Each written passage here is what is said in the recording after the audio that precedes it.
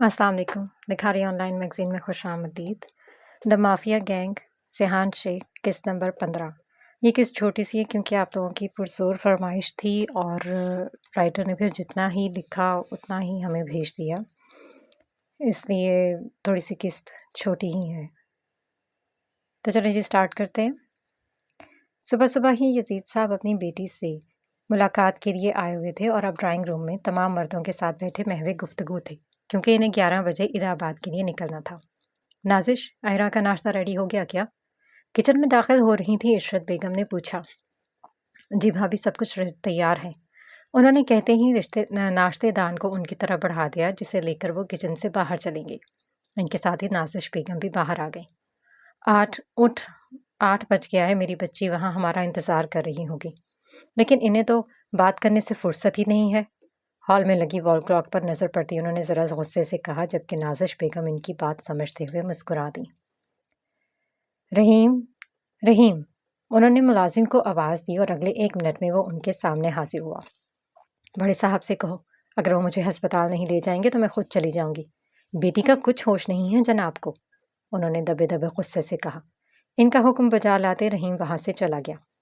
इशरत बेगम हस्पताल जाने के लिए तैयार बैठी थी, लेकिन सुल्तान साहब की बातें ही नहीं ख़त्म हो रही थी। वो अच्छी खासी झुंझलाई हुई थी क्योंकि इनके अलावा और कोई हस्पताल लेकर जाने वाला नहीं था। इब्तिहाज किसी ज़रूरी मीटिंग के लिए सुबह ही ऑफिस चला गया था। काशान और ज़िशान अभी भी ख्वाब खरगोश के मज़े लूट रहे थे और इन्हें नींद से उठाना मतलब 2 घंटे और लेट होना था। और घर के मर्दों के अलावा वो किसी और के साथ बाहर नहीं जाती थी। बेगम साहिबा, वो कह रहे हैं कि 10 मिनट तक जाएंगे, तब तक आप रेडी हो जाएं।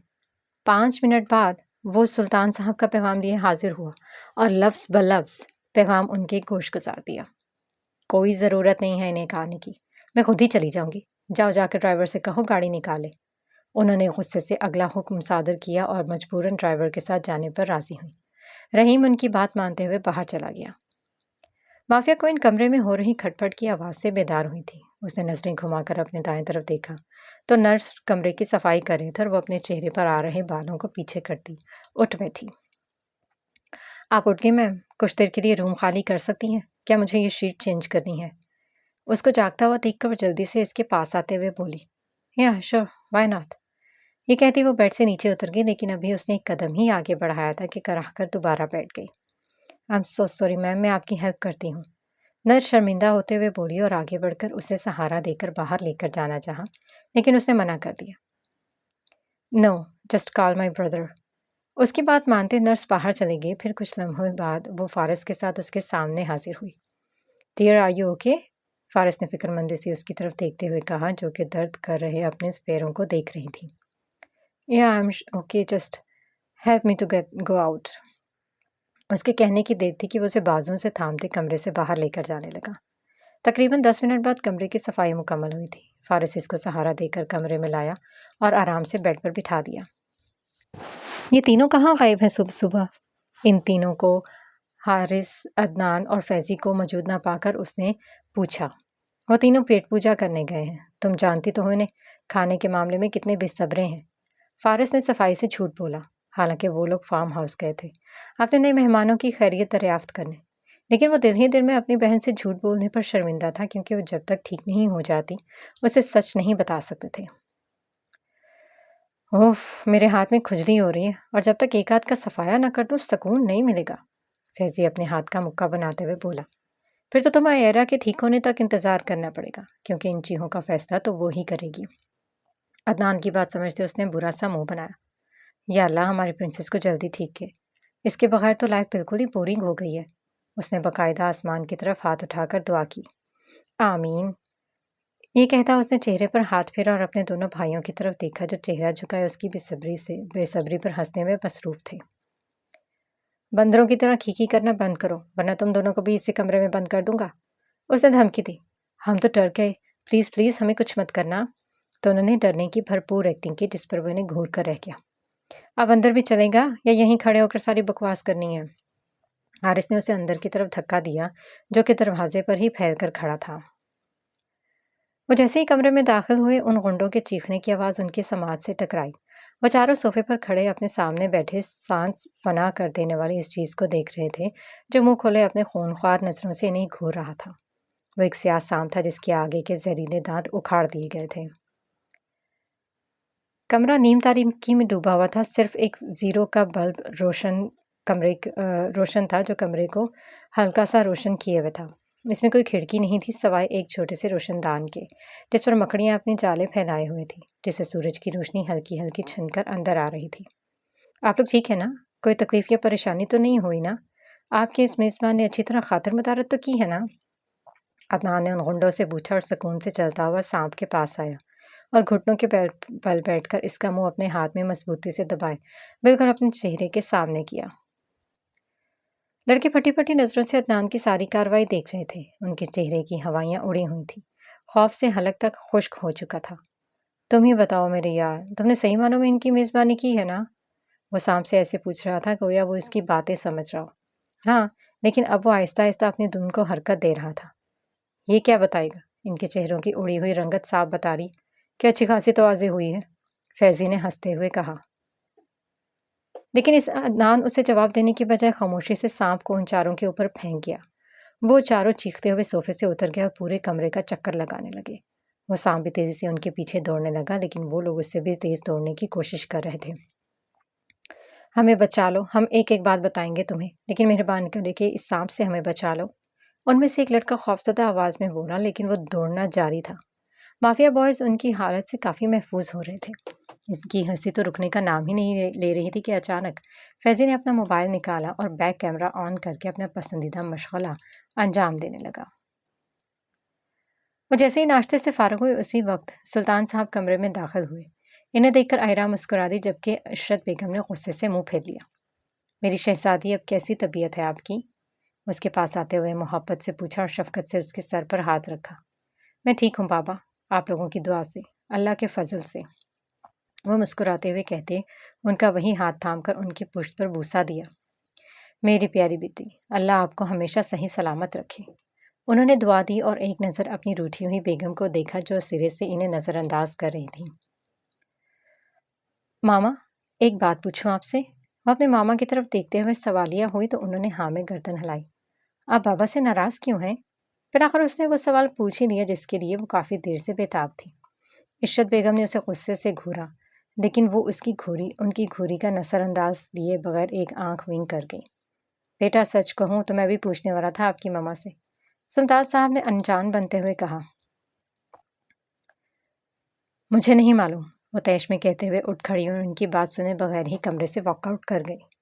لگتا ہے آپ کی بیگم سیریس والا ناراض ہے آپ سے، اب تو آپ مناتے رہیے۔ اس کی بات پر وہ سر داں بھر کر رہ گئے۔ وہ سچ ہی تو کہہ رہی تھی کہ عشرت بیگم کو منانے کے لیے ایک ہفتہ لگ جانا تھا۔ وہ جلدی کسی سے غصہ نہیں ہوتی تھی، لیکن اگر ہو جاتی تھیں تو ہفتوں ناراض رہتی تھیں۔ باس، وہ چاروں لڑکے کل سے غائب ہیں جنہیں آپ نے اس لڑکی کو اغوا کرنے بھیجا تھا۔ عابد حسین کا سب سے خاص آدمی شہری، جس کا پورا نام شہریار احمد ہے اور اس کا سیکرٹری بھی ہے۔ اس کی بات سن کر وہ آپے سے باہر ہو گیا۔ وہ لوگ کہاں غائب ہو سکتے ہیں؟ آخر انہیں آسمان کھا گیا، یہ زمین نکل گئی۔ غصے سے کہتے اس نے میز کو الٹ دیا جس کے ساتھ ہی میز پر رکھی تمام اشیاء بھی زمین بوس ہو گئی۔ لیکن شہری نے بھی کوئی جواب نہیں دیا۔ وہ لڑکی کہاں ہے؟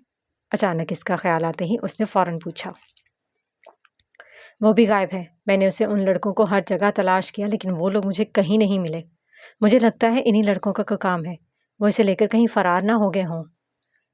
شہری نے اس کی طرف تھوڑا جھکتے ہوئے معنی خیزی سے کہا۔ کیا مطلب ہے تمہارا؟ وہ لوگ اس لڑکی کو میرے حوالے کرنے کی بجائے خود راتیں رنگین کر رہے ہیں، اس نے اکھڑ لہجے میں کہا تو شہری کچھ دیر کے لیے خاموش ہو گیا۔ اب ہم کیا کریں باس؟ کافی دیر بعد شہری نے پوچھا۔ مجھے بھی ابھی ایک خبر کا انتظار ہے، اس خبر کے ملنے کے بعد ہی میں کوئی قدم اٹھاؤں گا، اس نے مسکراتے ہوئے پرسرار لہجے میں کہا تو شہری نے الجھ کر اس کی طرف دیکھا۔ اس کی مسکراہٹ بھی کچھ عجیب تھی۔ مسز اور مسٹر سلطان کو ہسپتال سے گئے 5 منٹ ہی ہوئے تھے کہ کوئی نرس بھاگتی ہوئی پیشنٹ روم میں آئی۔ اس کا سانس پھولا ہوا تھا، چہرے ہوئے سے گھبرائی ہوئی لگ رہی تھی۔ میم، آپ کی مدر بے ہوش ہو گئی ہیں، باہر مین گیٹ کے پاس ہیں وہ، اس نے گہرا سانس بھرتے ہوئے کہا۔ ارشد بیگم کا سنتے ہی فارس سرحد سے باہر کی جانب بھاگا۔ اس کے پیچھے نرس بھی باہر نکل گئی۔ آئرہ نے بھی چلنے کی کوشش کی لیکن وہ ایک قدم آگے بھی نہیں بڑھ سکی تو مجبوراً بیڈ پر بیٹھ گئی۔ اس کے چہرے پر واضح فکر تھی۔ اس کی پشت دروازے کی طرف تھی۔ کمرے میں اس کے علاوہ اور کوئی نہیں تھا۔ وہ اپنی ہی سوچوں میں گم تھی کہ کبھی کوئی دبے پاؤں کمرے میں داخل ہوا۔ اس کا چہرہ مکمل طور پر چھپا ہوا تھا سوائے آنکھوں کے۔ وہ احتیاط سے ایک ایک قدم آگے بڑھاتا اس کی جانب بڑھ رہا تھا۔ اس کے دائیں ہاتھ میں ایک تیز چاقو تھا۔ وہ خاموشی سے چلتا ہوا عین اس کے پشت کے پیچھے جا کر کھڑا ہوا۔ چاقو والا ہاتھ ہوا میں بلند ہوا اور اگلے ہی پل آئرہ کی جانب بڑھا، لیکن اس کو لگنے سے پہلے ہی وہ پیچھے پلٹ کر چاقو والا ہاتھ تھام چکی تھی۔ مطلب وہ بے خبر نہیں تھی اس انجان شخص سے، اور اسے کچھ بھی سمجھنے کا موقع دیے بغیر ایک زوردار گھونسا اس کے چہرے پر دے مارا۔ موقع پڑتے ہی وہ شخص درد سے اپنا چہرہ پکڑ کر پیچھے ہٹ گیا۔ چاقو ہاتھ سے چھوٹ کر نیچے گر چکا تھا۔ کون ہو تم اور مجھے مارنے کیوں آئے ہو؟ اس نے سخت لہجے میں پوچھا، لیکن وہ جواب دینے کی بجائے چاقو اٹھا کر دوبارہ سے آئرہ پر حملہ آور ہوا۔ چاقو لگنے سے پہلے وہ بیڈ سے نیچے اتر گئے اور چاقو بیڈ شیٹ کو چیرتا اندر گھس گیا۔ وہ جھک کر چاقو نکالنے لگا۔ اسے بیڈ پر جھکا ہوا دیکھ کر آئرہ نے موقع کا فائدہ اٹھایا اور اس پر جھپٹ پڑی۔ ایک ہاتھ سے اس نے اس کا چاقو والا ہاتھ پکڑا، جبکہ دوسرے ہاتھ سے چہرے سے ماسک ہٹانے کی صحیح کرنے لگی، اور وہ شخص اپنے دوسرے ہاتھ سے اس کو ایسا کرنے سے روک رہا تھا۔ بتاؤ کون ہو تم اور یہ ماسک ہٹاؤ چہرے سے، بزدل انسان! اس بار اس نے غصے سے چیختے ہوئے پوچھا اور چاقو والا ہاتھ موڑ دیا۔ درد سے اس شخص کی ہلکی سی چیخ نکل گئی۔ یہ آواز سنتے ہی وہ سناٹے میں آ گئی۔ وہ بے یقینی سے اس شخص کی طرف دیکھنے لگی۔ اس کا دھیان اب چاقو سے ہٹ چکا تھا۔ اس کی گرفت ڈھیلی پڑ چکی، اور اس بات کا فائدہ اٹھا کر وہ شخص ایک بار پھر سے حملہ آور ہوا، لیکن فارس کی چیخ نے اس کے بڑھتے ہاتھ کو روک دیا۔ آئرہ نہیں! فارس کو دیکھتے ہی وہ شخص اپنی جان بچانے کی خاطر کھڑکی سے کود کر وہاں سے بھاگ گیا۔ آئرہ، تم ٹھیک تو ہو نا؟ تمہیں کہیں چوٹ تو نہیں لگی؟ فارس نے گھبراتے ہوئے پوچھا۔ اس کی رنگت خوف سے زرد پڑ چکی تھی۔ آئرہ تو جیسے اپنے حواس میں نہیں لگ رہی تھی۔ وہ ناسمجھی سے فارس کو دیکھنے لگی، جیسے اسے فارس کی بات سمجھ میں نہیں آئی ہو۔ اس کی یہ حالت دیکھ کر فارس تو تڑپ ہی اٹھا تھا۔ میری بہن، آر یو اوکے؟ اس نے محبت سے آئرہ کو گلے سے لگاتے ہوئے پوچھا۔ ہاں میں ٹھیک ہوں، لیکن وہ شخص… ہوش میں آتے ہی اسے سب سے پہلے اس انسان کا خیال آیا تھا جس کی وجہ سے آج وہ مرنے والی تھی۔ کیا تم اسے جانتی ہو؟ فارس کے سوال پر آئرہ خاموش ہو گئی۔ یہ ایک ایسا سوال تھا جس کا جواب دینے کے لیے اس میں ہمت نہیں تھی، یا شاید وہ جواب دینا نہیں چاہتی تھی۔ خیر جو بھی تھا، فی الحال وہ اس پوزیشن میں نہیں تھی کہ اپنے بھائی کو کچھ بتا سکتی۔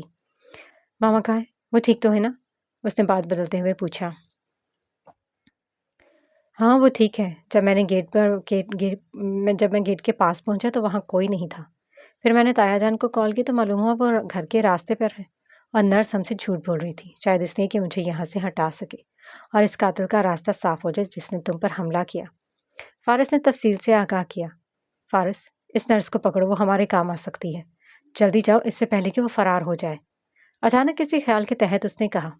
نہیں، میں تمہیں یہاں تنہا نہیں چھوڑ سکتا، فارس نے فکر مند ہوتے ہوئے کہا۔